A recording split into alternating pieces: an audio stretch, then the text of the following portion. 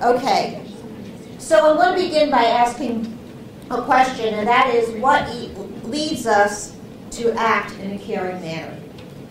And I started posing different questions, and one of them is to ask, do we act as an act of love?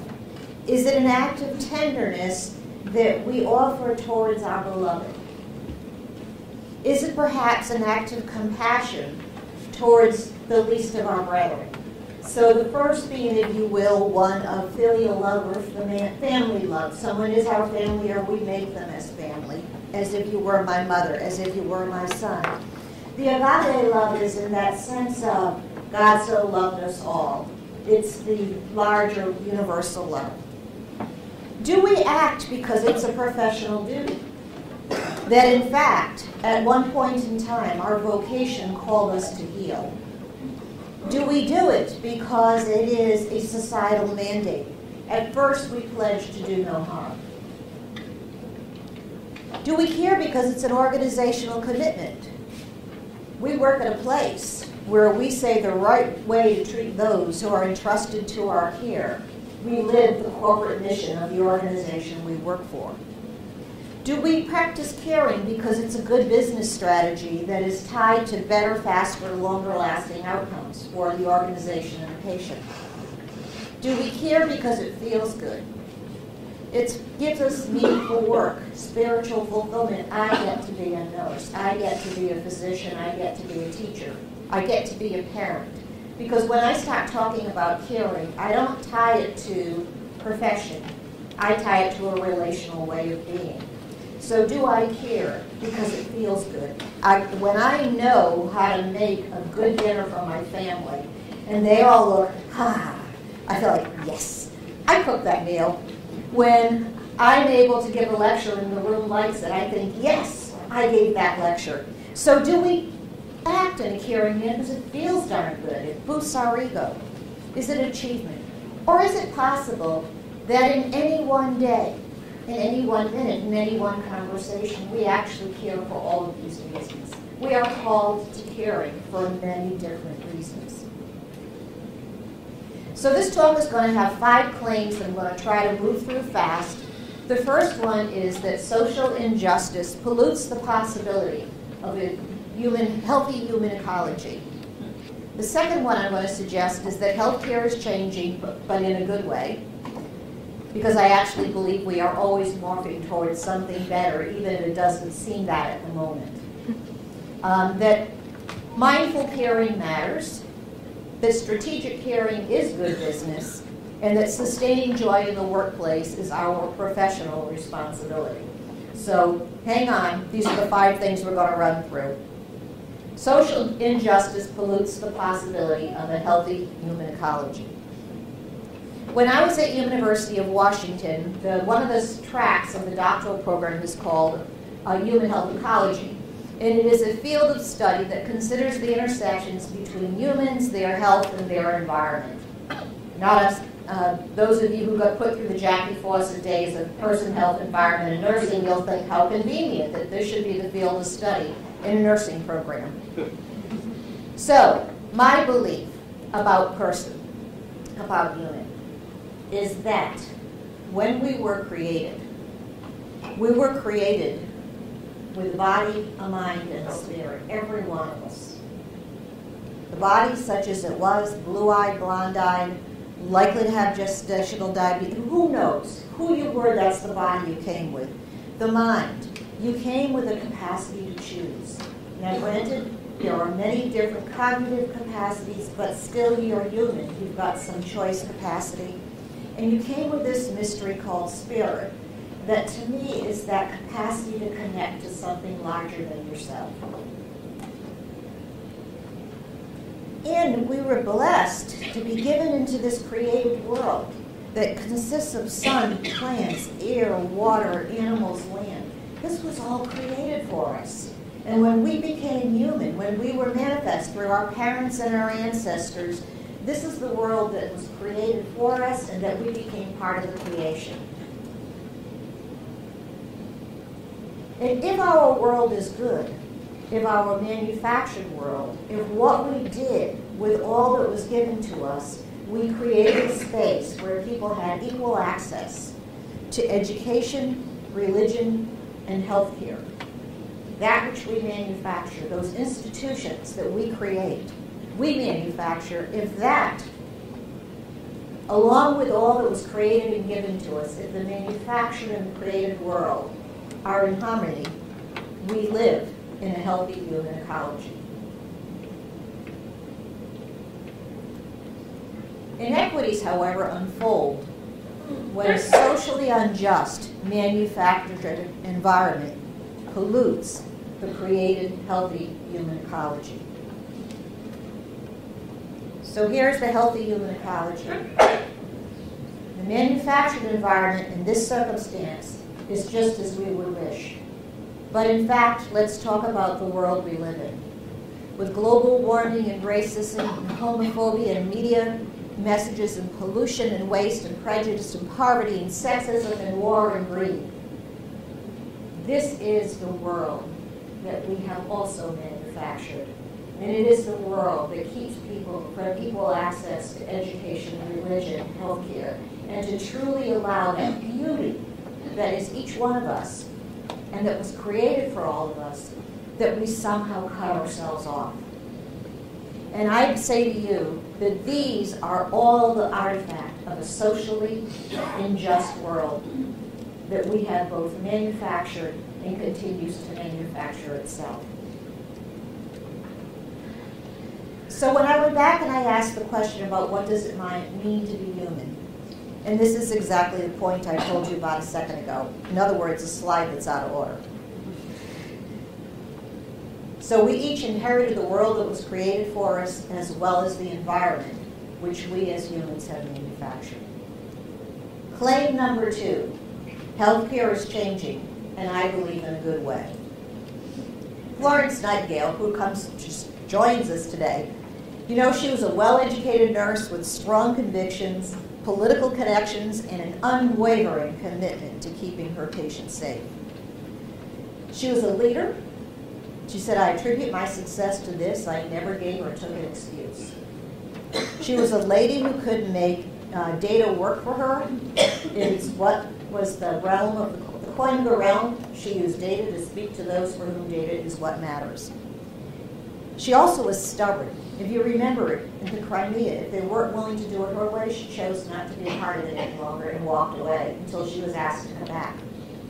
She said, it may seem a strange principle to enunciate as the first requirement in a hospital is that it should do the sick no harm. About improving lives, that was her comment about reshaping healthcare, which we are still working on today. About improving lives, and what nursing has to do is to put the patient in the best condition for nature to act upon them. So she actually gave us a model for transforming healthcare in her day. It's that you play the political system as you must, you give the data that you need to, you lead when it calls for a leader, you get real clear on what you're trying to do, and in the end, you know your goal is to be humble in front of the healing power that we all came with. So to this day, I ask ourselves, when we are preparing the healthcare workforce for what is to come next, to what extent are we working to create the conditions where all can live meaningfully, safely birth and raise their young and die with dignity? Are we creating a healthcare workforce that can lead us through that? Do we create a workforce that enables people to live healthier, prevent decline, and manage chronic conditions? Are we preparing a workforce ready to collaborate, to get past any ego boundaries that may have carried our professions in different directions? Are we preparing a workforce that gets money is not an instant tap that runs and runs and runs? We must contain costs, and yet we also have to understand how to make our money work for us. Are we preparing a workforce that's fully accountable and ready to own their expertise? You know, when I heard Janet speak before about the challenge you had, and I remember that academic challenge about what are you doing here?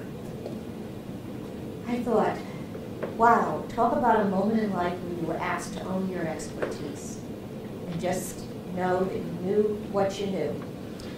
And I have come to realize that when you're ready to push and lead and bring a group to where you know they need to go, there may come a moment where the group gets scared out of their mind and pulls back. And your power to come through that and go to the next place. So owning our expertise. A group that's willing to take a look at the data and to think about what are we learning from our practice that we're failing to be taught by. So instead of evidence-based practice, to what extent are we preparing a workforce that's willing to look at the evidence they're seeing in their own practice? Why are we doing it this way? We keep doing it, but nothing works. Well, what is it that does and doesn't work? Are we preparing a workforce that's ready to measure their impact on population health and care systems change? If we know that what we're doing is failing to work any longer, if we can lift up above our anecdote of one and look larger, and at the same time about our looking larger and being able to reflect on our own practice, to dance between reflective practice, if you will, and larger data that's coming at us. Are we preparing a workforce that's ready to embrace change and seek innovations in care? Because when I claim to you that healthcare is going where it needs to, we're getting it. It's falling apart. The way we've been doing it isn't working anymore. When you have these high leading, well-respected healthcare journals now beginning to question, well, maybe there's more of that placebo. Okay, their language is clumsy, but their questions are great. To act for social justice, to what extent do we prepare a workforce that's ready to act, to rage against social injustice? Whether it is what we see at the bedside, what we see in how we treat each other as healthcare providers, or whether it's in the boardroom, advocating for where we need to go next, or standing up in front of Congress, as our colleague Jackie Campbell did recently, standing up for how our society treats women and blames victims of abuse. It's time we took it on ourselves. So all of that to say is the good questions are being asked, and we as educators now have to live into them. Mindful caring matters. Maybe we just say, refer to Janet and move on. But I'm going to talk a little bit about mindfulness and reliability in healthcare organizations. So if we have a healthcare organization that we want to be a fair and just culture, if we are part of a healthcare organization that is committed to caring for those free-range humans who show up under our organization to give refined health or eliminate their illness, what are we prepared to do? Are we prepared to engage in the leadership it takes in any one moment? While I look across the bed at you as my patient, when I stand next to you as my colleague, when I witness you as my other professional colleague who I see suffering at the moment, am I ready to lead no matter what? Am I ready to engage in the teamwork of, man, we are trying to fight off illness in society, disease in this person, and unease in this room. If that doesn't take a team of forgiveness and willing to show up with each of your own expertise, but to leave your ego at the door, do we prepare people to enter with that much humility and that much personal strength into healthcare? So how do we do it? You know, Jean Watson, I remember her saying this in one of our lectures. You begin with your very notion of what does it mean to have personhood. And if you are willing to accord every individual you meet with the status of having personhood, you can't then help but reach into your own capacity for caring. So if I look and I see you as another human being, just as flawed and just as capable and just trying to make it at this moment as I am, and if we can reach each other with that amount of humility, and at the same time, I can reach you with, you bring a certain expertise that you've been brought into my space at this moment because I need your expertise. If we can come together and share our power and our humility, and to recognize that there was a reason we were brought together at this moment in time. So my work on caring, as briefly, quickly, I define caring as a nurturing way of relating to a valued other, toward whom one feels a personal sense of commitment and responsibility. And to go back to the first slide, is that sense of commitment an act of love, a societal pledge that I took to do no harm? You can pull any of those apart. Is that sense of commitment because you're my son, or I look at you as if you could be my son? And that sense of responsibility. I'm licensed to be a registered nurse. I am mother to this child. Or the other way to do it is, I said I do when we agreed to marry, that I would love, honor, and cherish you, and from this day forward. Any one of those roles came with a sense of commitment and responsibility. So I say caring is a way you choose to be in a relationship, be it professional, be it personal. It's a choice. And when it is done right, the recipient of my caring should have a sense of feeling whole and healed and loved in my presence. And when I take the time to understand, really try to understand what you're going through, you as the recipient should have a very simple outcome. You should feel understood. When I take the time to be emotionally present to whatever emotions you come to me with, anger because of this damn diagnosis, I never asked to be this sick. Or gleeful, look what I created, this baby. Or frustrated, or hurting, or in pain, or all those emotions that come with our being human and having our personhood and being in this situation that I happen to come to you in today. And if I can be emotionally present to you, the outcome should be fairly simple. You should feel like you matter, that what you're going through is valuable, and that I'm placing value on what you're going through, and I'm a little bit safer in front of you because now you have tried to understand me and you're valuing what I'm going through. And then if I reach into my trick of expertise, I am a registered nurse. I know what to do here, and that feels real good. I want to do for you what I know you would, what you would want done for yourself, or what I, if nothing else, I can place what I might want done for myself if I were in your position. How do you know how to do for another what they would do for themselves if it were at all possible? Well, sometimes you get the joy of just looking and taking cues. You watch. Do they lean into you? Do they grimace? And if nothing else, you place yourself in their shoes if you were in their boat. And if you do it and you do it right, as a consequence of the care that you just gave, they should feel safe and comforted in your presence. And if you take the time to facilitate the other's passage through an event, a transition, by giving them all the support and information and validation that you can, so that they can be capable to get through the next moment. I oftentimes think about the little kid coming in for the immunization. If we, as we say to the little child, okay, here's what's going to happen.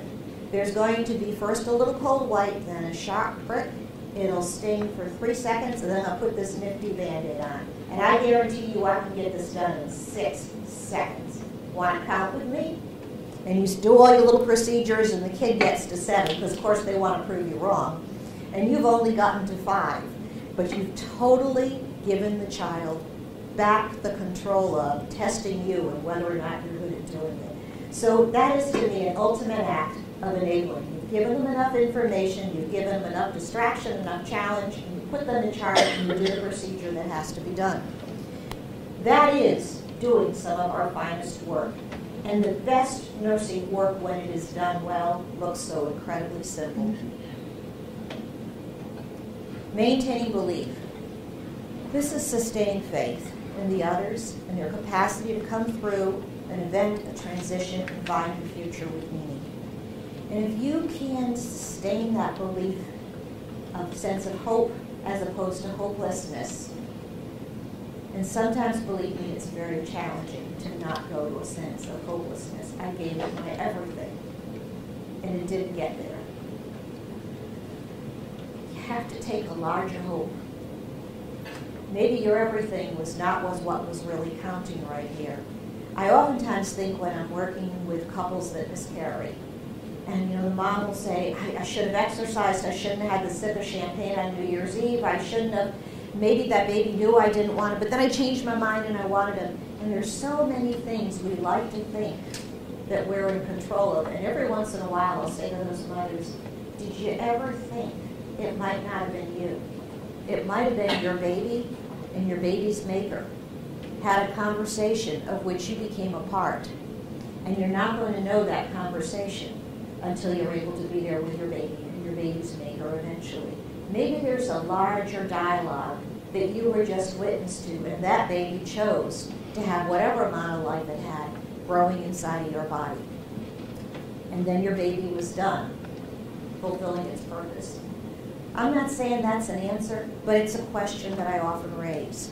So put it all together. As a consequence of knowing, being with, doing for, enabling, and maintaining belief in another human being, as a consequence of caring, I'd like to think that healing means that you feel understood, valued, safe and comforted, capable, and hopeful, as opposed to hopeless. To me, this is where the caring, healing relationship comes together. And I'd like to think about this. I had a mentor at one point, Kathy Barnard, who did a lot of research on parenting. And she always called this the parenting model. And I'd always say, no, it's the caring model. And I would explain to her all over again all the theories. And then she looked at me one day and she said, kid, I was younger then, kid, you're free to call it whatever you want. I call it a parenting model. So when we do work such as caring, one of the questions that we have to include inside of that caring dialogue and discussion and conversation and involving caring science is to ask the question, is there any such truth to this question that we often get thrown, oh, come on, she's getting too attached, he's getting too involved. Is there any such thing to be in a caring profession and be too attached? I think the better way, and it's funny we come back to the word effectiveness, I would be asking the question, to what extent are we monitoring our caring effectiveness? So in a range of human relationships, I see a continuum.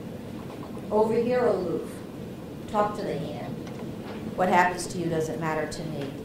Over here, I move into it. I'm engaged. I'm doing it out of order.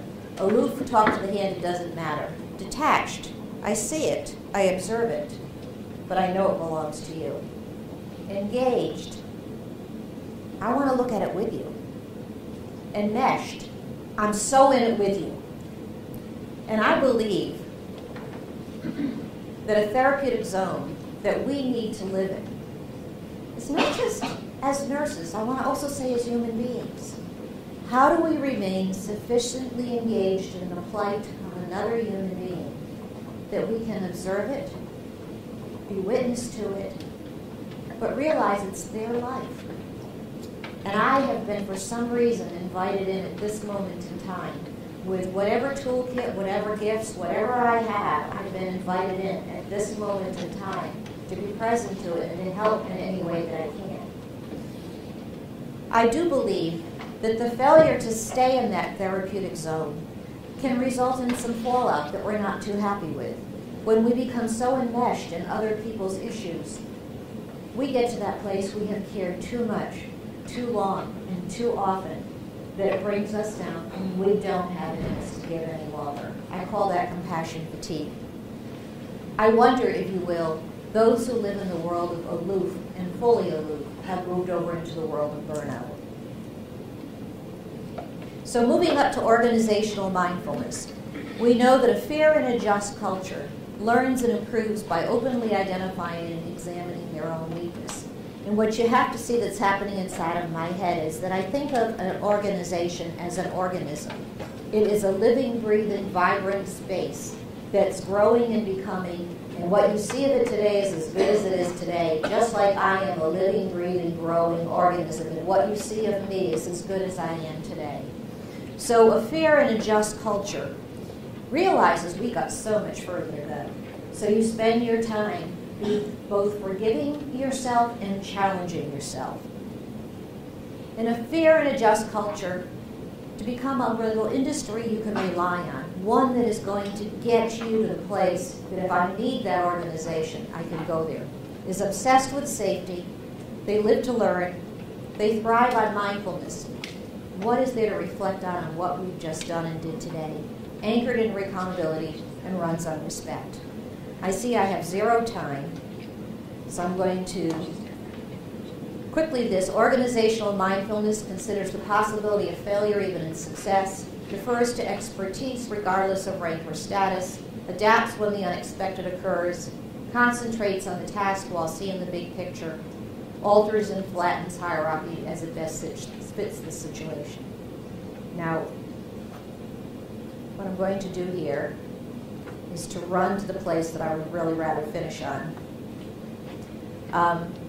I want to say to you, see this whole pile of slides right here? This is from a paper written by Mary Tange. She's a nurse executive at UNC Hospital, and she has demonstrated how to take the caring theory into strategies that impact organizational outcomes. And if you want to say, can caring be strategic, she's got a beautiful paper on that. Where I want to end is on the 5th plane, and that is that sustaining joy in the workplace is our professional responsibility. Meg Wheatley. The essential truth I'm discovering right now is that when we are together, more becomes possible. When we are together, joy is available in the midst of a world that's gone insane, that will continue to surprise us with new outrages. In the midst of the future, the gift is each other. I'm going to quickly go through Haldor Doder's 5 modes of being in relationship. She talks at the bottom of something called biocytic, where we can be together and destroy each other's lives, acid edge in our words up to each other, alienate and diminish each other. And in that model, I am the perpetrator and you are my target. Biostatic. This is the place where we come together, where we're blind to each other's plight, and basically your needs are kind of a nuisance to me. I have a lot to get done here. I'm entitled to get it done. And you are nothing more than an irritant to getting in my way to what needs to be done next. Biopassive. So we both live here together. We're detached, we're passive, we're disengaged, we're all getting our work done. And who I am and who you are, it's an irrelevant question. Bioactive. We've come together for a purpose, where our concern and our compassion and our competence coexist. This patient's wellness requires that patient to participate, their family to be there, me to show up with all of my best nursing, you to show up with all of your best medicine, the housekeeper to create the space that's the most beautiful. You get my point. We all, each one of us, are collaborators to get to the best care we can for this patient at this moment in time. And the last way she says we can come together is this life-giving mode, where I see you as my teacher, my leader. I can be better for having shared this moment with you. We bring about betterness. We can free each other up, where we can both learn and heal together, where I come to see you as my inspiration.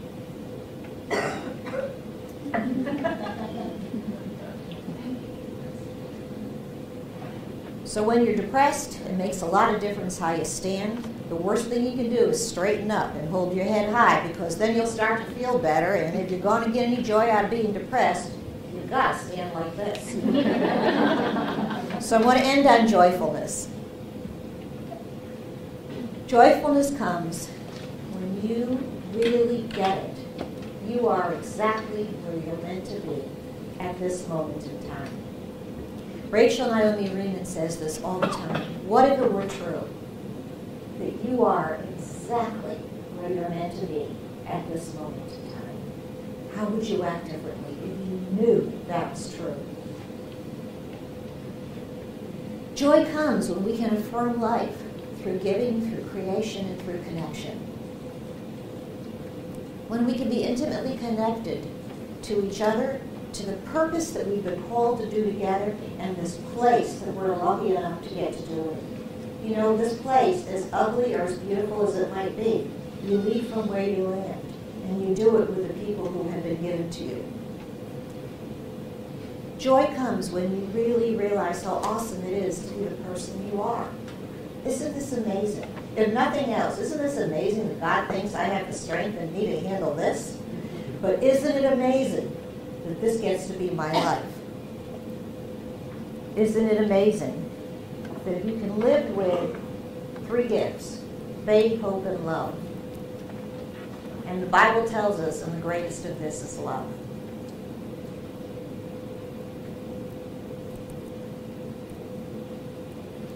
So thank you.